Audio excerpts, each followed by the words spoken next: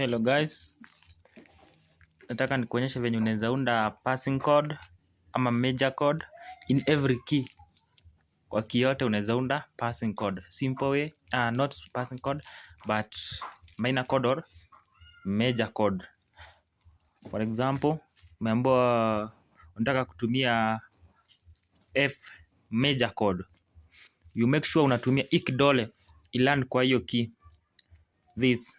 Hii kidole inaitwa sijui venye inaitwa but hii kidole ya kwanza umake sure imeland kwa hiyo kenye unataka kuunda, maybe G, F hivyo. Kwa mfano nataka kuunda major, F major, F sharp major, so naekelea hii kidole hapa, then nahesabu hadi 3 nini hapa katikati keys zenye nimeacha zikuwe ni 3.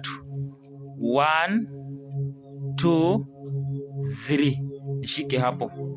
Pande hii ingine katikati ya hii vidole ya pili zikuwe 2. 1 2 nishike hiyo. That is F major chord, na hiyo ndio tunatumia kama 1 tukicheza na F sharp. Ukitaka kuiunda ikuwe minor chord, just a vice versa, unapindua.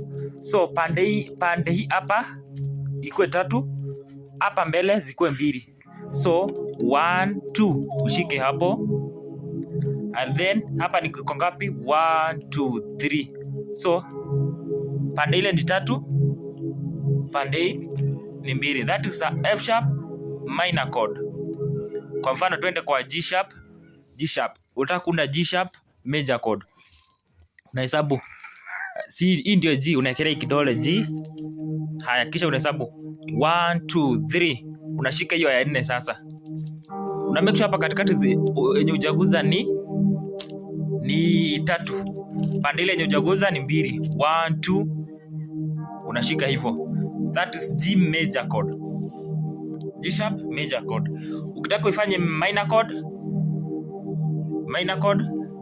una reverse hii kidole ya katikati, umerudisha hivyo. So 1 2 hapo, ingine 1 2 3.